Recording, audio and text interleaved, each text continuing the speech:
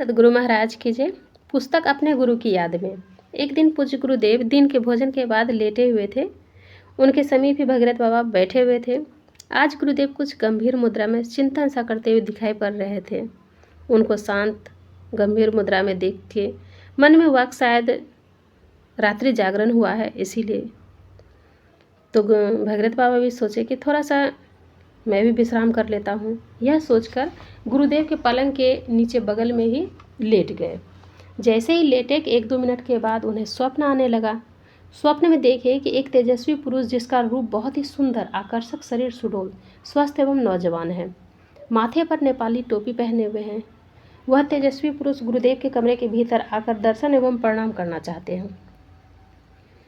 तो भगीरथ बाबा ने उन्हें कहा कि हमको पहले आदेश ले लेने दीजिए, उसके बाद आप अंदर आके प्रणाम कीजिएगा। वैसे जाइएगा तो गुरुदेव बिगड़ जाएंगे और हमको भी फटकार सुननी पड़ेगी। वे भगीरथ बाबा की बातों को परवाह न करते हुए जबरन अंदर आने लगे। भगीरथ बाबा फिर समझाते हुए उन्हें रोके, लेकिन वह रुके नहीं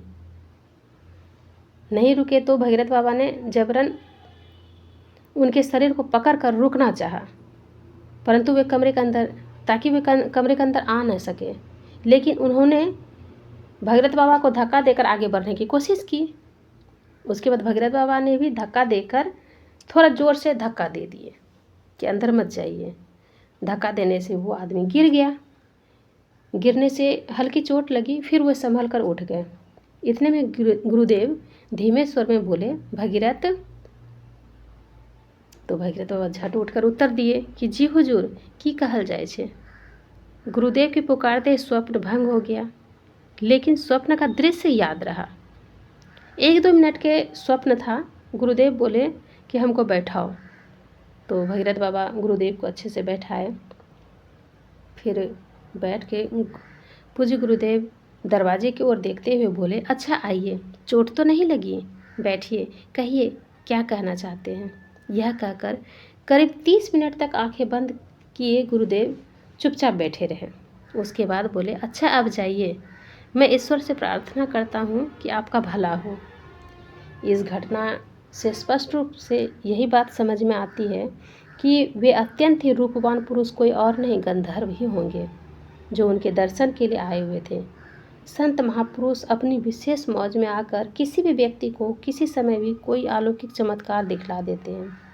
पूज्य गुरुदेव ने 2-4 मिनट स्वप्न में ले जाकर यह दिखा दिए कि गंधर्व कैसे होते हैं। गंधर्व भी मेरे पास आते हैं। कभी तो व्हीलचेयर में बैठा कर टहलने के समय में भी आंखें बंद करके बोलने लगते थे कि आप लोग बगल हट जाइए, नहीं तो व्हीलचेयर से चोट लग जाएगी। हाथों का इशारा करके भी बोलते थे, हट जाइए बगल से, नहीं तो व्हीलचेयर से चोट लग जाएगी। दूर से प्रणाम कर लीजिए, दर्शन हो गए और आप लोग अब अपने अपने घर जाइए, नहीं तो यहाँ रहने से थोड़ा तकलीफ होगी। कभी कभी व्हीलचेयर को भी डांटने लगते थे, कौन चला रहे हो व्हीलचेयर, धीरे धीरे व्हीलचेयर चलाओ, नहीं तो इन लोगों को चोट लग जाएगी, व्हीलचेयर से ठोकर लग जाएगी।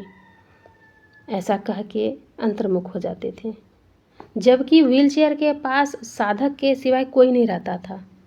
सिर्फ अपने सेवक शिष्य ही रहते थे और बाहरी कोई नहीं रहते थे। फिर भी कहते थे कि साइड हट जाइए, व्हीलचेयर से चोट लग जाएगी। तो गुरुदेव के पास गंधर्व दर्शन के लिए आते थे। श्री सदगुरु महाराज की जय।